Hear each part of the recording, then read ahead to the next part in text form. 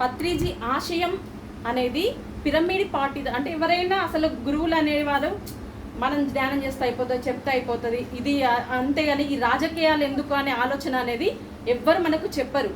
ఎవరు దాని మీద దాని అంత పెట్టరనమాట. సో ఎందుకు ఆయన ఆశయం ఎందుకు వచ్చారు నాకు అర్థమైన రీతిలో చెప్తున్నాను. అతని ఆశయం ఏంటంటే ప్రతి ఒక్కరు ఆత్మ అంటే రామరాజ్యమే రావాలని అందరూ కోరుకుంటారు. ఇప్పుడు ఎలా ఉండాలి రాజ్యం అంటే రామరాజ్యమే అంటాం మనం. కానీ రాముల్లాగా ధ్యానం చేయము, ఆ ధర్మబద్ధంగా ఉండము, ఆ విధంగా మనము అహింసావాదంగా ఉండము, ఏం చేయలేము. కాకపోతే అందరి కోరిక మాత్రం రామరాజ్యం రావాలని ఉంటుంది.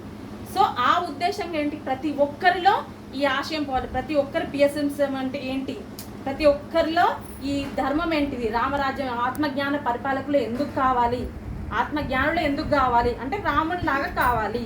దానిలో ఆత్మజ్ఞానం ఉంటుంది, ధ్యానం ఉంటుంది, అహింసావాదం ఉంటుంది. అందుకని ఈ ఆశయం అందరికీ వెళ్ళాలనే ఉద్దేశంతో ప్రతి ఒక్కరిలో అది మొలకెత్తాలి. ఆ విత్తనం అనేది ప్రతి ఒక్కరూ ఆత్మజ్ఞానులుగా తీర్చిదిద్దాలి. ఫస్ట్ అంటే ఆత్మజ్ఞానులు అయితే రాముడిని కావాలంటాం, కానీ ఆత్మజ్ఞానం పెరిగితేనే మనం రాముడిని ఎంచుకున్నాం. కానీ అసలైనది అది పెరగలేదు. అంటే మనం ఫస్ట్ వచ్చే రామరాజ్యం కావాలంటాము, కానీ అంతటి ఉత్తమాన్ని మనము నిలబెట్టలేము. ఎప్పుడవుతుంది అప్పుడు ఆత్మజ్ఞానం వచ్చిన వాళ్ళకి ప్లస్ అహింసవాదంలో ఉన్న వాళ్ళకి మాత్రమే అటువంటి పరిపాలకుని ఎన్నుకునే స్థితిలోకి చేరిపోతారు.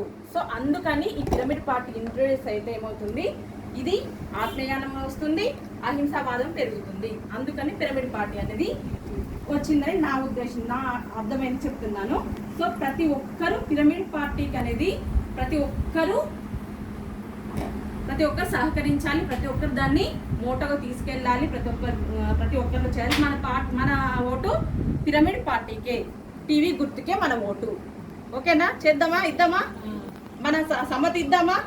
సో జై పిరమిడ్ పార్టీ, జై జై పిరమిడ్ పార్టీ, జై పిఎస్ఎస్ఎం, జై జై పిరమిడ్ పార్టీ. Thank you.